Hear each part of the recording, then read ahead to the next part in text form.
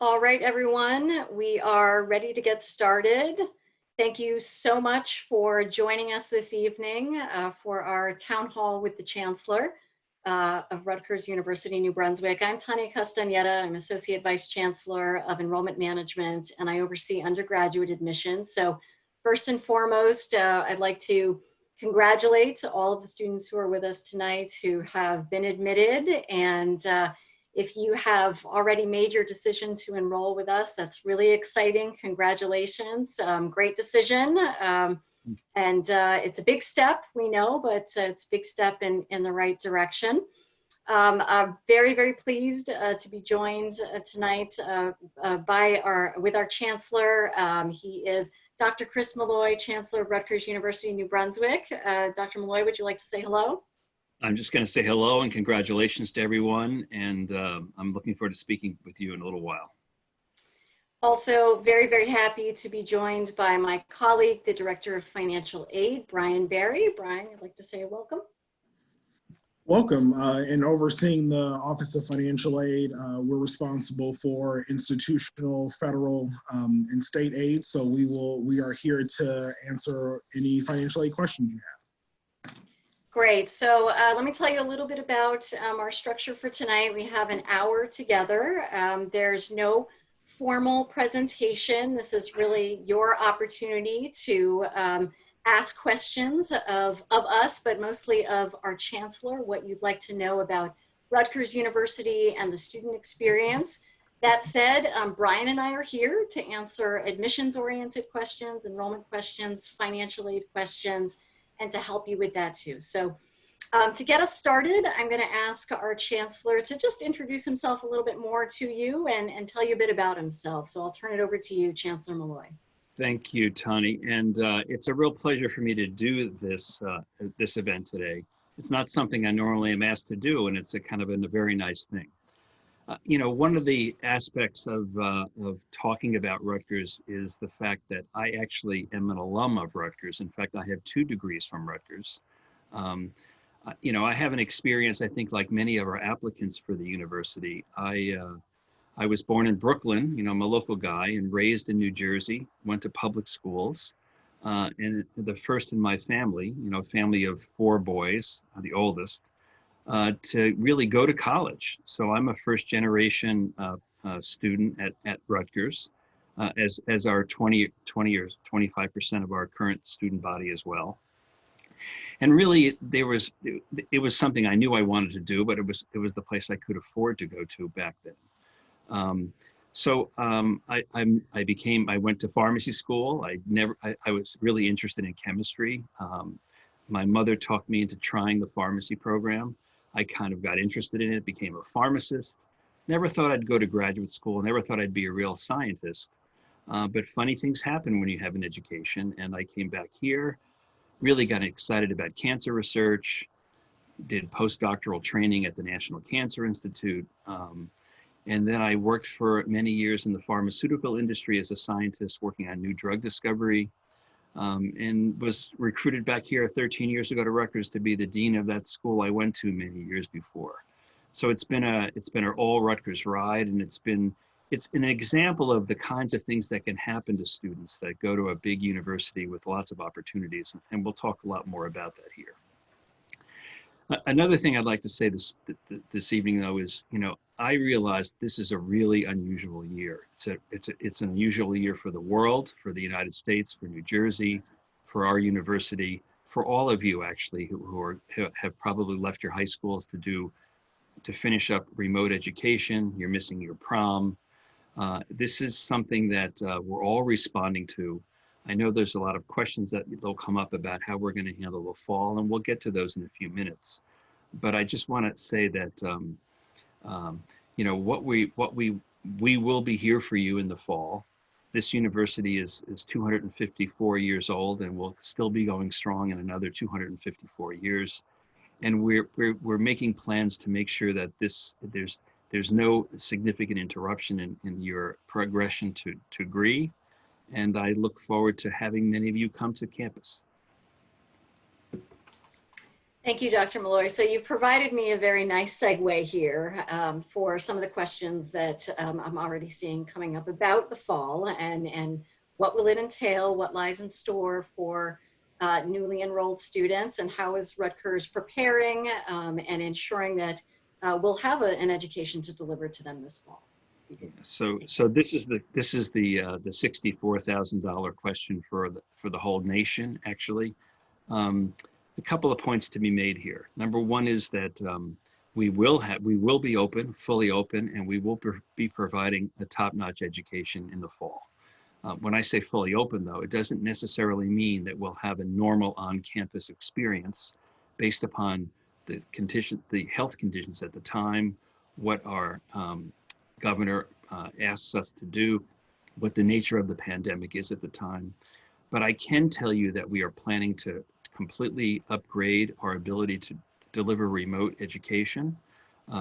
We've been able to pivot to this remote education to some extent this spring to get our students to move on to their commence and to move on to their next year. But we know that we really have to upgrade what we're doing here as well. However, we're really taking advantage of the expertise that we have here. You know that I have a medical background, but we have outstanding medical schools at Rutgers Nursing School. We developed the saliva testing protocols for the nation, actually the first one in the country to develop the protocol for COVID. We plan on using all of our assets, our testing capabilities, our medical knowledge to be completely safe about when we bring students back on campus, at what level, how we provide for safety, and how we provide for an enhanced educational experience as we move towards normal in the coming months, or more towards the spring of 2021. And so I'm very optimistic that we'll have a very satisfying, albeit potentially remote initially, education. We're certainly leaving the possibility open that we could be more fully engaged in the fall, but we have to be, not practical about the knowledge that we have with this pandemic. A couple other things I will note. We're part of the Big Ten. We play basketball and football against those schools that are really our peer institutions in this country. The Michigans, the Penn States, the Illinois, the Minnesotas. These are all schools that, as chief academic officer for the flagship campus in New Jersey, I meet with on a regular basis. All of those universities are absolutely doing the exact same thing that we're doing. We talk together about best practices. We're all planning about how our sports seasons will work. We're all planning on how we can provide the best education for our students, and we do share a lot of those best practices. I can tell you, coming here, you'll be part of this great Big Ten collection of schools that compete academically and athletically, but really collaborate a lot academically as well. So there's really going to be lots of interesting opportunities no matter what we do in the fall in terms of opening. It's always safety first, though. Thank you so much for that. I think a closely related question on all the students' minds, those of you who are still thinking about whether Rutgers will be your choice, is we do understand, as we just talked about, that we're encountering circumstances that we've never encountered before. We understand that things are changing very rapidly for you and for your families. And so should something impact that decision after May 1, we are going to work with you. We will be here throughout the summer to listen to you and to hear out if things have changed and that means another decision needs to be made in the fall. We understand, and so we're going to be very flexible with you. So we know we have many students with us, Dr. Molloy, who are thinking through this decision with their families very carefully tonight. What would you say to them in terms of, in your opinion, why is Rutgers the best choice for them? Why should they decide to join us? There's lots of great things to say about Rutgers, and I'm happy to say that. First of all, I want to just reinforce what you just said earlier. We're looking to be as flexible as we can be about how this special season opens. Actually, this is going to be hopefully a once in a lifetime situation for all of us. And we want to make sure that we respond in a very transparent and open way and keep communicating with all of our incoming students and their families moving forward. In terms of Rutgers itself, though, there's the thing that's really missing this year is the ability to visit us in person and be on campus and see what a special place this is. So, you know, Rutgers is a very large flagship campus surrounding the town of New Brunswick, and we have this is not an urban campus, although we have close proximity to the trains to New York and Philadelphia, of course, and to the town of New Brunswick. But we also have horses on campus. We also have an agricultural school that supports ag missions throughout the state of New Jersey. We have a science campus that's near where we play football that has all of the most sophisticated scientific equipment and training opportunities for those in the STEM fields. We have a campus on the Livingston campus, which has got really modern buildings, our business school, and where we have a lot of the professional school offerings. So Rutgers is really this dynamic place connected by this huge bus system, free bus system, that allows students to really sample and be part of many different environments, many different disciplines, meet students from every part of the world, every part of the United States, a huge amount of diversity. And it's really that kind of crucible of a place where one can interact with many other students and faculty and have worldwide projects that really allows this to be, makes this a real special place. You know, students come here to, like I did, to find themselves, to find their friends. I know of many top students that have come to Rutgers thinking they're going to major in law, and they wind up being double majors in mathematics and computer science. And the fact that we have that breadth of offerings here and experience in training students in a whole variety of areas really makes it a really important place, a place like Penn State or Michigan or Minnesota. It's really the top public university in the New York City area by far, and it's a really good place to join. Absolutely, all great reasons to become a part of the Rutgers family.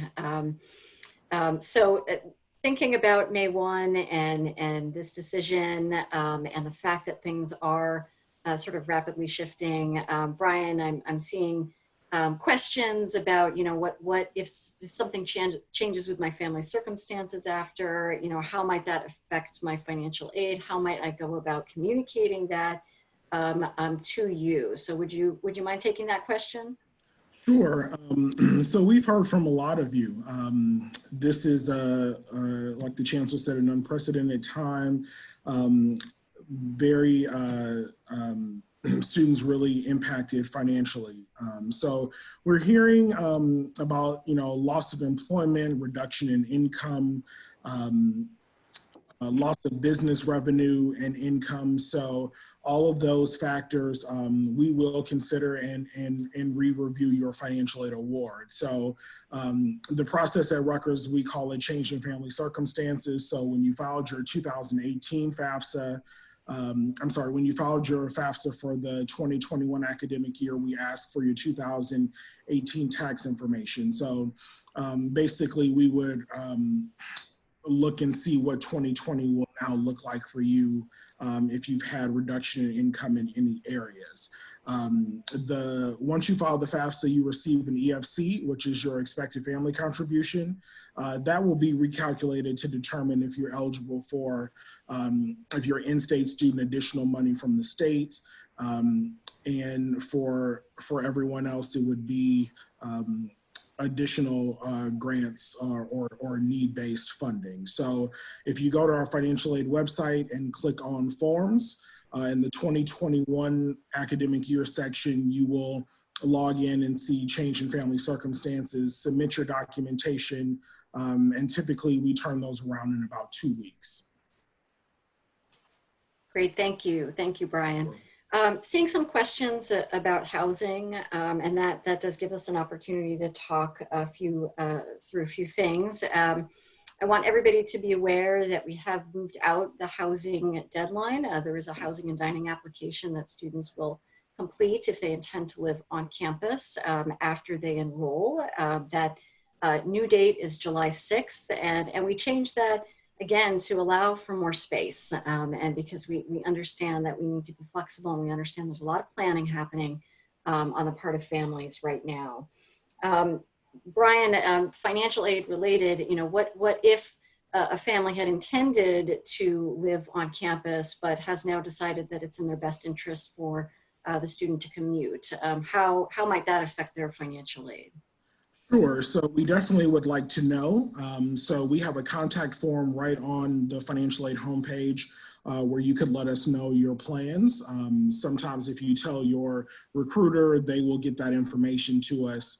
What we do is we will recalculate your cost of attendance. So it will impact what your direct and indirect costs would look like.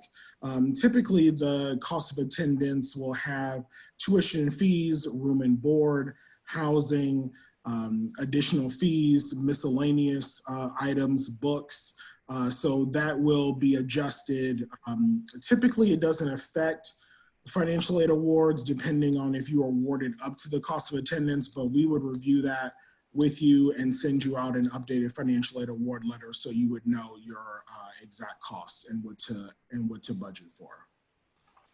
Great, thank you for that. A question that we've also seen come up related to sort of tuition structure is, if in fact we're going to be remote, do we still need to pay room and board? And if you're not living on campus and we are in fact having a remote experience, no, that wouldn't be something that we'd be charging students for. Related to that, though, there are some questions about that, which I'll ask Dr. Molloy to illuminate us on, about sort of tuition. What will it look like for the new academic year? What if we're in person versus online? How might that shift things from a tuition perspective? And again, yes, thank you, Tania. And again, we've certainly made decisions that we are not going to raise tuition. Tuition is frozen this year compared to last year. Typically, we have a cost of living increase for our tuition rates, but we think that that's not the right thing to do this year. Again, because of this unusual situation, we are committed to developing and delivering as high quality remote education as necessary, to make sure that students who started in the fall at Rutgers will not lose any time towards graduation and still have the experience to the best that we can deliver it remotely, with thinking about how we can slowly wake the campus up and bring students on to the campus, or at least have some level of even housing on campus when we start the fall. Of course, it's a huge effort for our university to pivot to delivering really high quality online education. It's going to be a big lift for all of the faculty over the summer. People are very excited about doing it, of course. We need to do whatever we can to get this nation turned around and get us on the right track. And I think,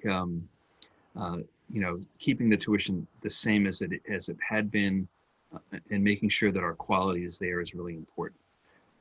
Again, though, I'd like to stress that the thing that's really important to me is to make sure that students have the right experience when they get here, that they can graduate on time, that they can take advantage of the multiple multidisciplinary projects and opportunities they have here to track into a master's degree fast if they would like, or get some research experience, or get some job experience while they're here. And I'll talk a little bit more about that in a couple of future questions. Great, thank you. Related to housing, I see another question about, what if I paid the housing deposit intended to live on campus, but my family circumstances make it such that I will need to commute. The Residence Life and Housing Office, same as us, we're being very flexible. We are entertaining refunds if these circumstances should arise for you. So you just need to reach out to us and we'll help you. We're seeing some other questions related to next steps after enrollment, understandably, what comes next. Once a student enrolls and pays their $150 enrollment fee, which is required, you're given access to something called the My Rutgers dashboard, which is a web-based platform that all of our students at Rutgers use and leverage. And what this does is kind of spells out the next steps for you. Things like filling out your housing and dining application, registering for new student orientation, which in fact this summer will be a virtual experience. You know, in a traditional year, we'd have you on campus staying overnight, but for your health and safety and in the interest of that, we have a great virtual experience plan that I think will be very exciting. The My Rutgers dashboard is also going to give you access to next steps regarding how to connect into your academic school where you're actually going to pursue your major. So you can take placement tests and sign up for that. Those are online and easy to register for. And then you'll be able to connect with an academic advisor. I see some questions about how will I be advised and when will that happen? And that happens after you make the decision to enroll. Moving on to maybe a fun question that I see. I do wish that we could all have you on campus and you know, have you live and in person to see the beautiful landscapes that you see behind all of us.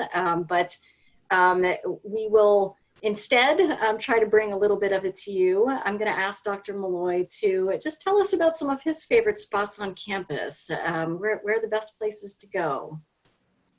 You know, it's a very large campus, and then there's these great spots all around the city of New Brunswick as our campuses are arrayed. Actually, on this picture that you're seeing me on, I'm sitting in front of my office building, which is the old Queens building, which is the oldest building on campus. And I actually have an office on the second floor of that building, which is it's an administrative building.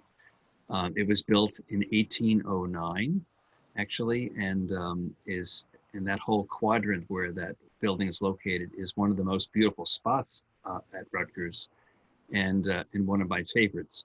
But if I was really there and looking out from the gate that's right behind me, I would be looking across the Voorhees Mall where we have the Zimmerli Art Museum, and this is where students between lectures hang out and play Frisbee, and it's really one of the most beautiful parts of the College Avenue campus, one of the Rutgers campuses. And if you just stroll down that way past the Paul Robeson Memorial and the Willie the Silent statue, you quickly come to the Rutgers Honors College, which was built just a couple of years ago, and the new academic building. These are two beautiful new structures. Of course, our Honors College is really one of the you know, outstanding new buildings on the campus, where 500 students, you know, come freshman year to live and learn with some faculty there, and the quality of those students is just outstanding. The average of the freshmen have SAT scores that are 1,500 or so, maybe a little over 1,500. If we compared those students to other schools, as a standalone university, there are only a handful of schools in the country that have students with SAT scores like that. They would be things like Caltech and MIT, and that really has allowed us to really recruit some of the top students in actually the country and in New Jersey, of course, to come to Rutgers. But there are really special places all across the university, as I said, and I would definitely suggest that students look at the virtual tour videos that are on our website. You can see the Cook Douglas campus where we have horses and a lot of open spaces. You can look at the Livingston campus with our business school and all of the other beautiful dorms and the best dining hall, and of course the science campus on Bush. I'll also share with you that I've had my two children go to Rutgers. At least that was their choice. You know, I didn't insist they come.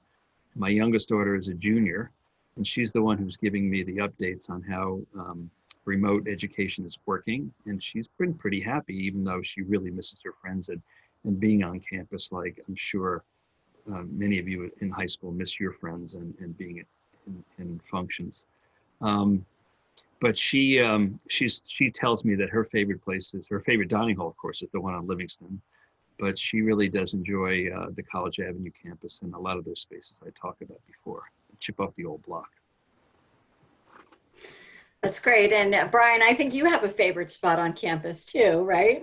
I do. My favorite spot is around it's the yard.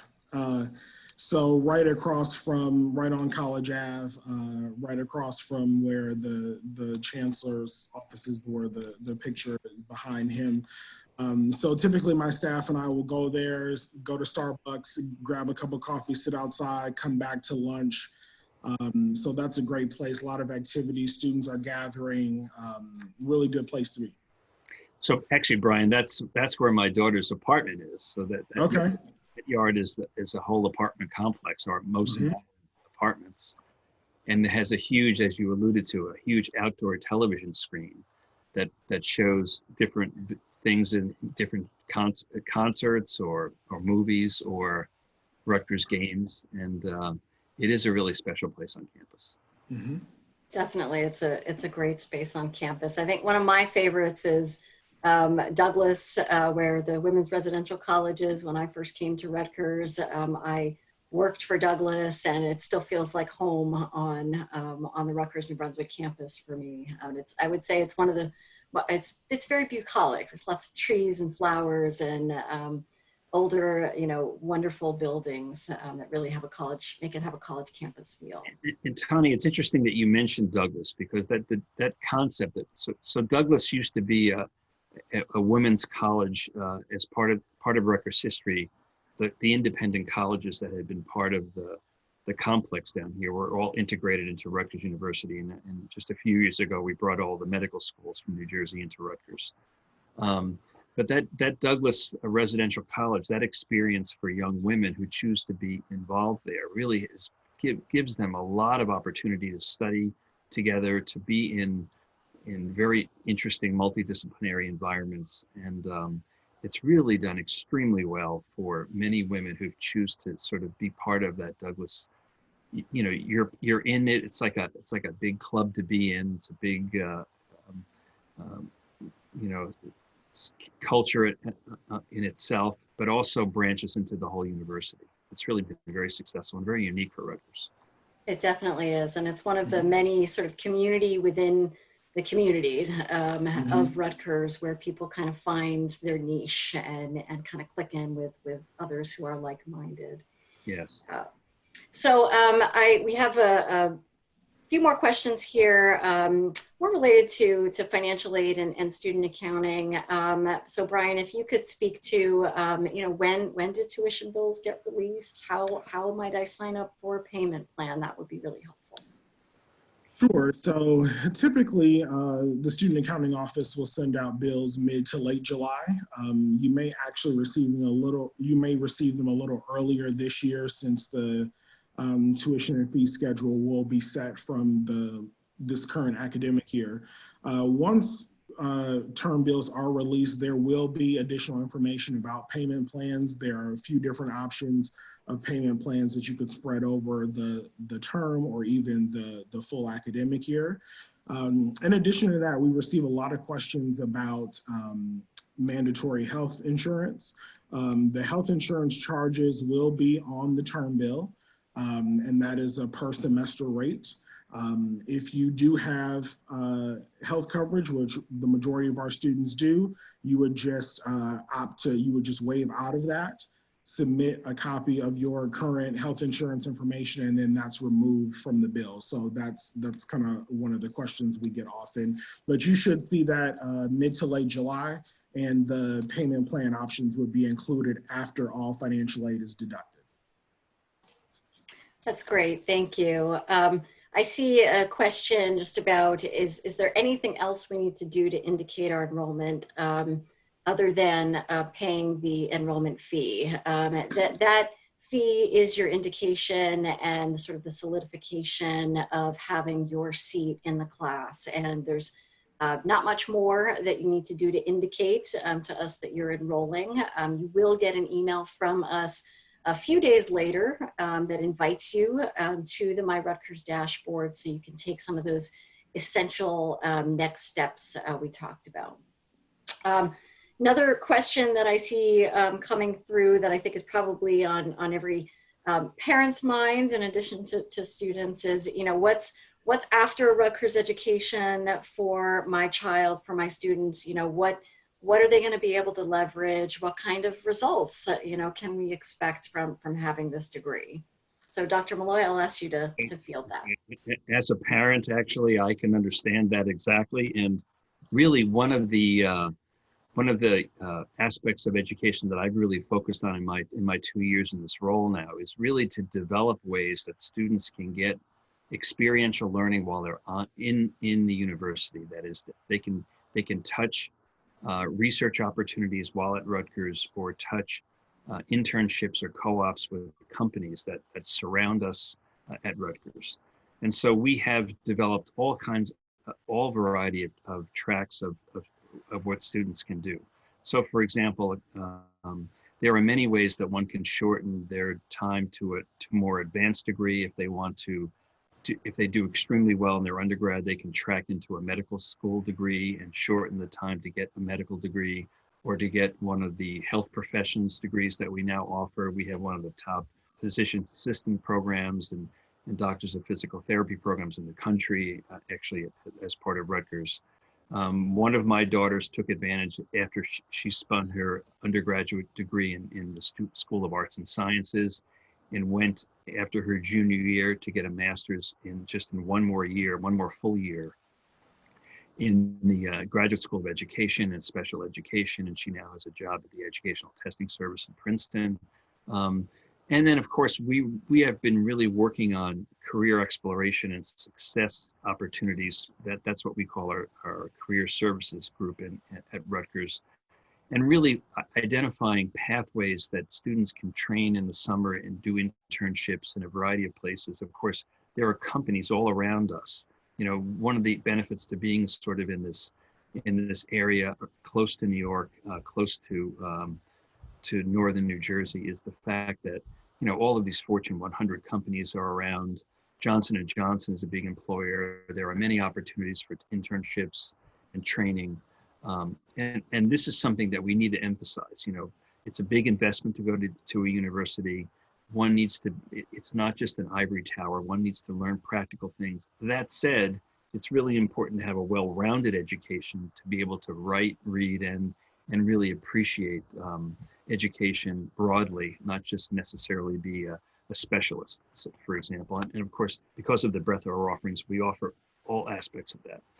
Just a new idea that we have this year that came out of my academic group, we've started an Innovation, Design, and Entrepreneurship Academy. We call it the IDEA, IDEA.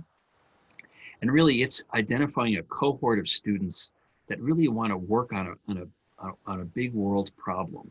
You know, and work in a team, working with entrepreneurs, and you'll learn everything from really what it's like to actually start your own company, what it's like to work with venture capitalists, what it's like to work on a team project that might be focused on, you know, climate change or new energy sources, or you know, oceanographic projects, or any variety of engineering projects that one can think about.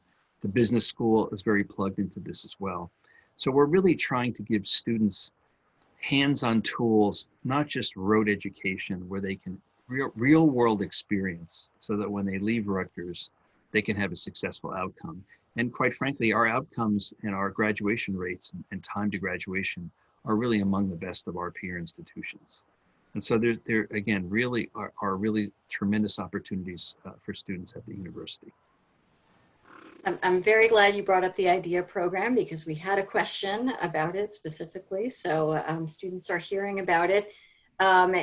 You can learn more about the Innovation, Design, and Entrepreneurial Academy. It's a link off of the Provost website. If you just go to rutgers.edu and type in IDEA program, it should be one of the first couple links. And it's a very exciting program. And It brings up another point. You know, I see questions about, well, if I'm not in the honors college, or I'm not in honors, in one of the honors programs, in one of the schools, you know, am I going to be able to do research with faculty? Am I going to be able to take advantage of co-ops and internships?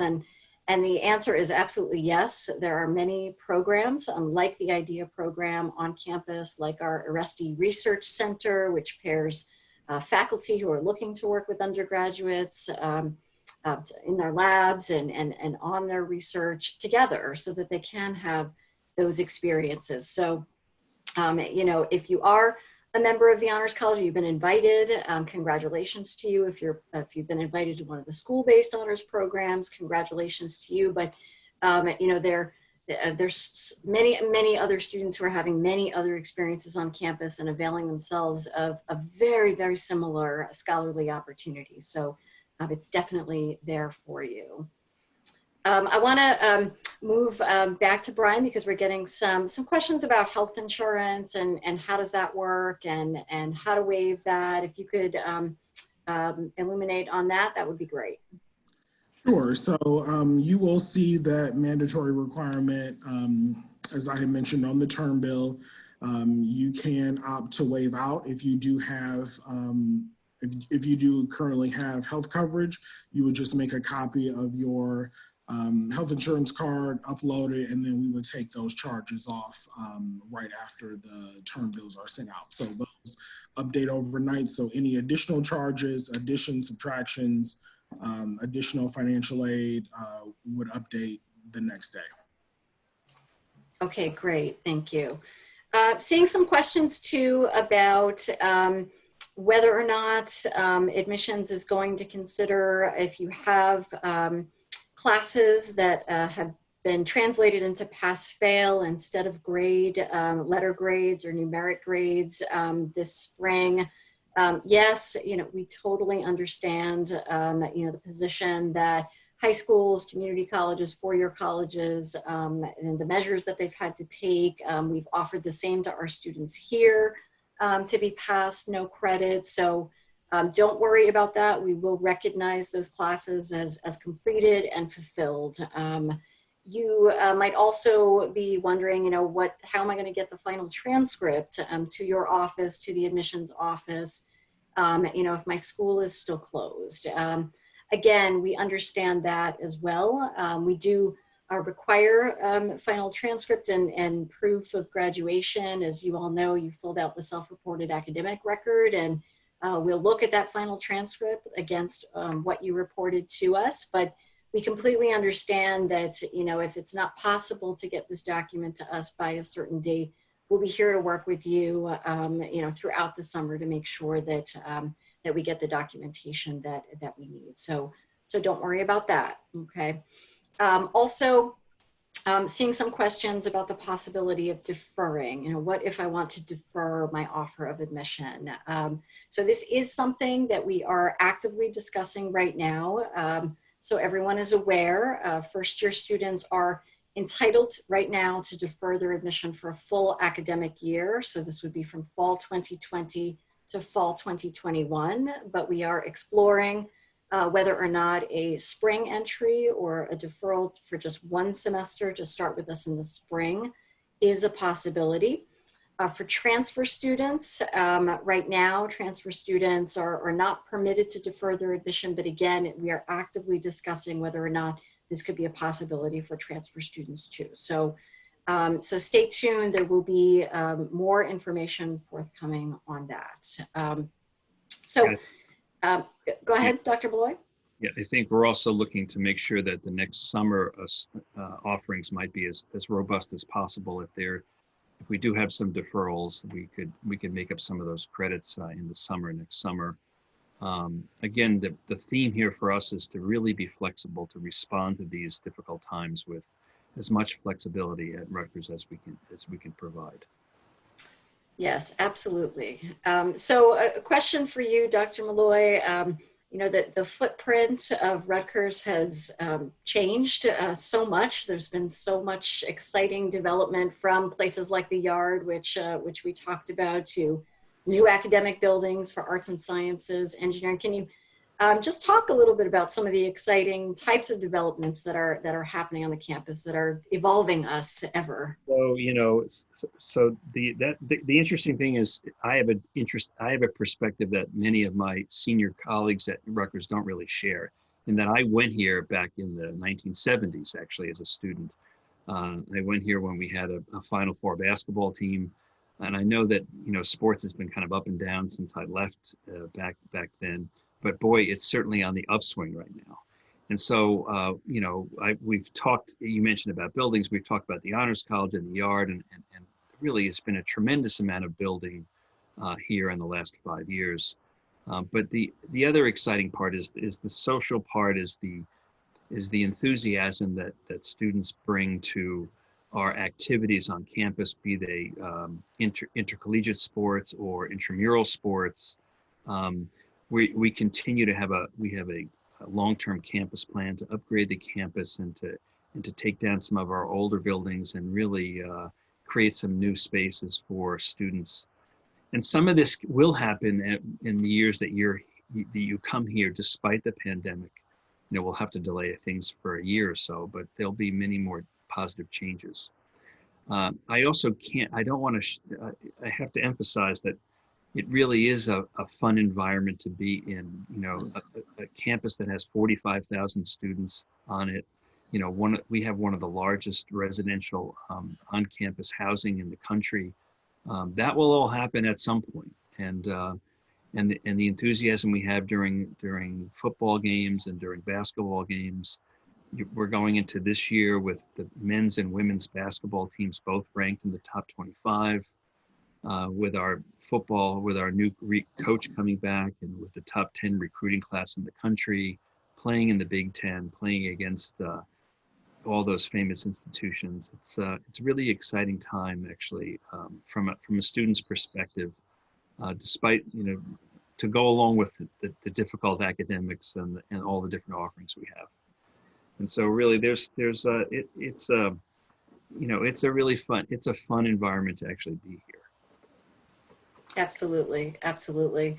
I know there's some folks who joined us a little bit after the start, and I'm seeing more questions about what does the fall look like, how are we preparing, what are the, what's the range of possibilities, and some questions too about, what we might be doing to keep students healthy and safe amidst what we're experiencing, Dr. Molloy. Right, and some of those might not have heard about by introduction as well. So I'm a research scientist and a pharmacist by training, cancer research scientist, and very familiar with the ongoing pandemic, as are my colleagues across Rutgers in the medical fields. So, like every university, like the governor of New Jersey, who I know pretty well myself, safety first for us. This is a very serious pandemic. It's not something that is just gonna just disappear overnight. And so we really are paying attention to making sure that whatever we do in the fall will be safe. It is very likely that we will not be completely remote. That is, we will have some on-campus housing potentially, and some on-campus experiences in terms of the classroom. But they'll be at a safe distance and with a lot of cleanliness and attention paid, probably with masks, for example, and things like that. But we really have to pay attention to what the pandemic looks like, what the incidence of COVID is, and what we're allowed to do from a state perspective. We will come out of this pandemic. Okay, I am convinced that we'll have a vaccine in the not too distant future. It'll set a world record for having a vaccine. But my monitoring of the medical progress going along, and of course Rutgers is in many ways a leader in testing. We're the ones that developed that saliva test. We'll be using a lot of those modalities to be able to make it safe for our students and visitors to be here at some point, but it will take some time. No matter what, though, we are committed to delivering a high quality educational content, whether it's remote, online, or in person, or some hybrid mixture of those in the fall. There may not be the sports and to be able to attend sporting events. We may not have football, or at least football with fans in the stands in the fall.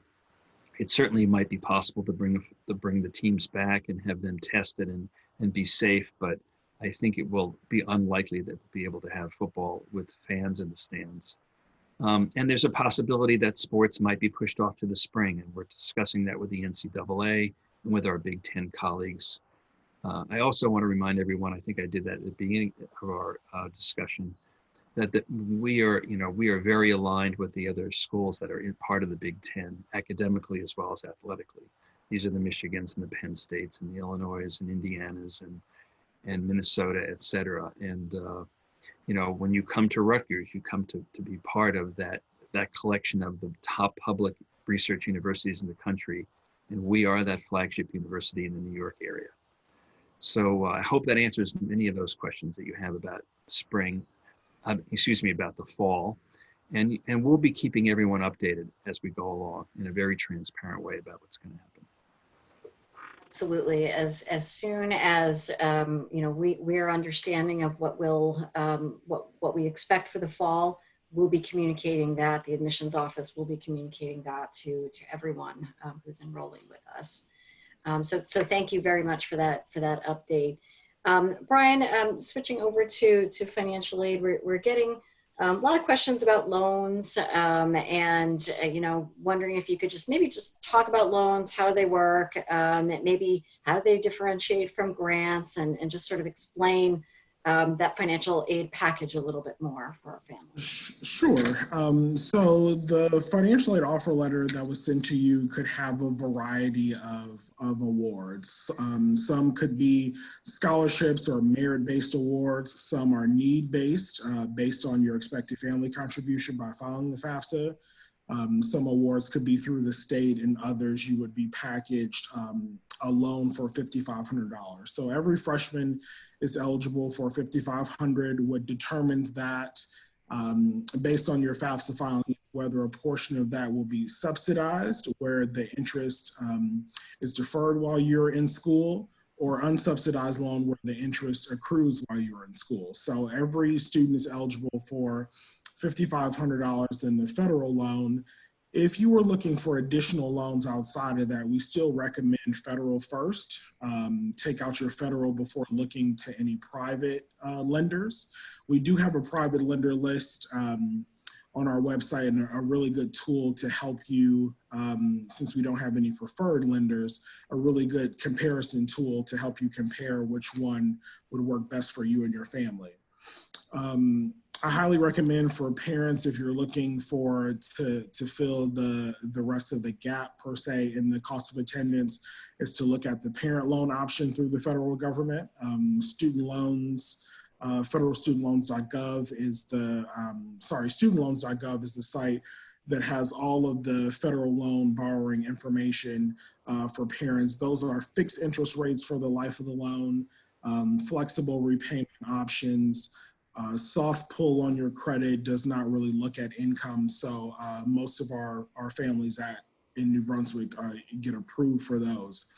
If you've been impacted by COVID-19, loss of employment, it's possibly affected your credit in some way, the parent loan is a great option as well, because even if you are denied for the parent loan, the student will still receive an additional $5,000 in an unsubsidized loan in their name. So a lot of flexibility there, payment plans, and then use our contact form to contact our office for any additional needs, and we can see what's available for you.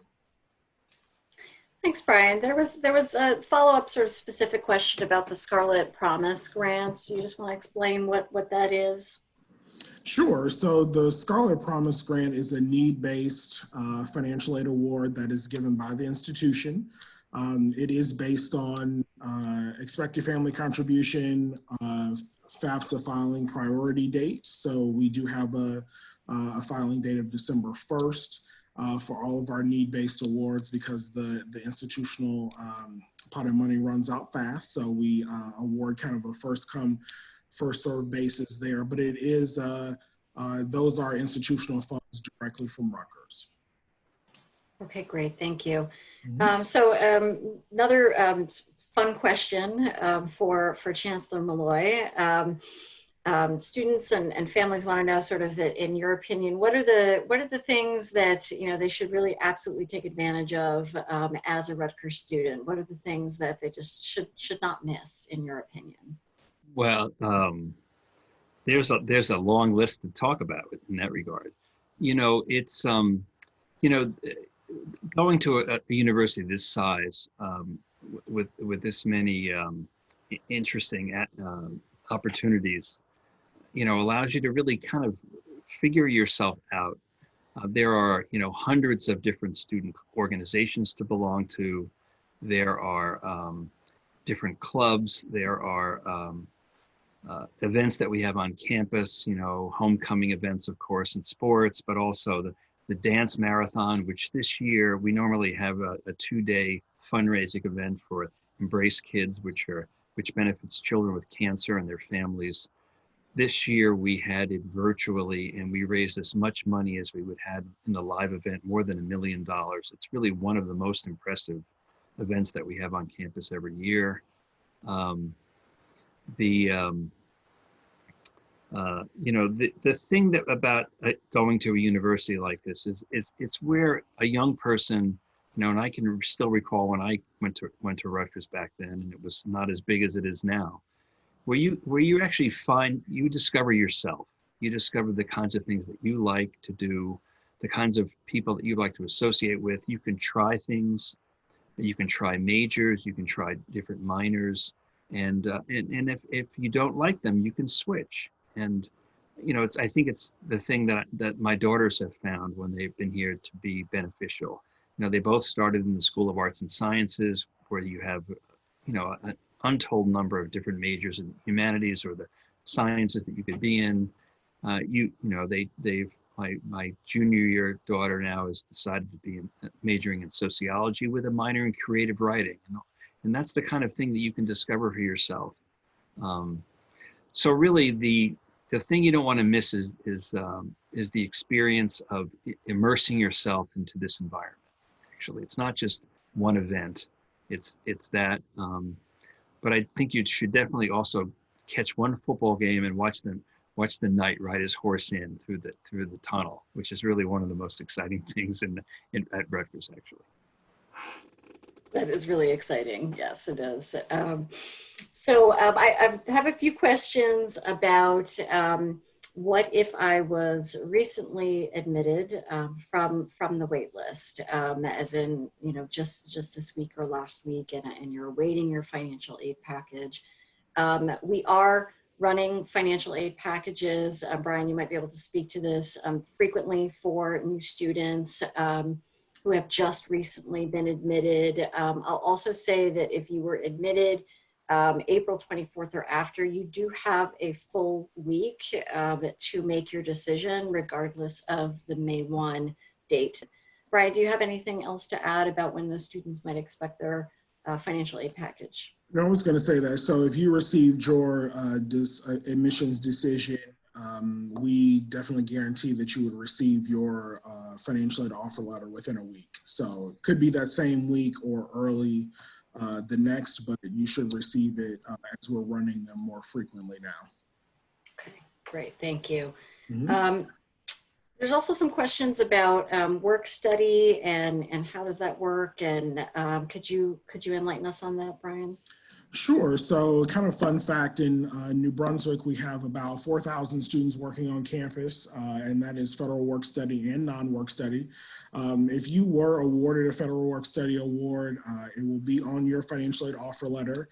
Underneath that, there will be a link to fill out a job application. So we're asking basically a few questions about your preference. Do you prefer working in one of our recreation centers? Would you like working in the library, one of our research sites? And then we would place you accordingly. So throughout the summer, we have staff who are matching jobs to preferences on the job application. And then we would send you another link with actually your job placement and who your supervisor is, so you can contact them as we will be preparing for the fall. So if you do have a federal work study award and you haven't filled out your job application, please do. And most of our students work about at least 10 hours a week. 5 to 10 hours a week. Staff are very flexible around your schedule, around exam time. So it's a really good way to be connected to campus. That's how I started in financial aid, working on campus as an undergrad. So I definitely recommend you to fill it out if you've been awarded. Agreed. And I should mention too that, there are plenty of students who work on campus who are not federal work study. There's a whole separate job board for jobs on campus that are non-federal work study. Usually there's a lot of jobs being posted leading up to the fall semester in the August and September time frame. And so there are plenty of opportunities to work on campus. It's certainly a great way to, as Brian said, get connected into the community, get connected with staff or faculty on campus who are going to be really important resources for you as you continue your time at Rutgers. I see one quick question which I'll answer, and then I want to turn it over to Chancellor Molloy because we are running out of time now, but there is a question about whether or not this is recorded. Yes, we are recording this, and we are going to be making it available, and students will be able to see this on our rutgersondemand.com site. With that, I will hand it over to Chancellor Molloy. Do you have some closing words for our families tonight? Yeah, of course, I'm happy to do that. And I want to thank you all for being with us for this hour and applying for the university. And I really hope you can, hope you find your way here. This is, again, as I said, this is a very unique time. And someday, those of you who come to Rutgers will all talk about the time when we joined Rutgers in the pandemic and how really the world is changing, and we'll be at college when we go through a lot of these changes and project how things will be quite different as we come out of the other end of this epidemic. There's no better place, no better university actually in the country, in my opinion, than Rutgers to do something like that at. We are the big public in New Jersey and the big public in the New York area. And as an alum, I'm a very competitive guy, and know that many of our programs, if you compare us to our peers, are in the top, in the very top, in the humanities and the history and many of the sciences. We are as good or better than any of the universities that are very famous in the country. The other thing, though, I know this is a big decision and a big investment for families. And really, it's very important to me that we provide a way for students to see the benefit of their education while they're here, to get experiential learning, to get a taste of what it's like to be in the real world. And I'm very committed to making sure that we have these career opportunities for students and really develop them in entrepreneurship in a variety of different ways. So I know that this is a highly unusual year. I wish you all the best. I know that we're all struggling being home right now. The weather is getting better. The pandemic will go away. We will be safe. Rutgers will be here. And we really love to see you because we're all about the students at this university. That's what it's really all about. Thanks again. Thank you so much for that assurance and for your words and for your time this evening. And I want to thank Brian as well for being here for financial aid. We know that we might not have gotten to your specific question. Just know that our staff is here to help you. You can reach out to us on the admissions website to live chat one-on-one with admissions officers. You can email us at questions@admissions.rutgers.edu. You can email Brian's office, the Office of Financial Aid. There's a contact form, so you can be in touch with his staff. And so we're here for you now and through your time at Rutgers. So we want to thank you so much for joining us and spending this time with us. And we do hope to welcome you to Rutgers, New Brunswick in the fall. So everyone take care. Yes, thank you. Have a good weekend. You too.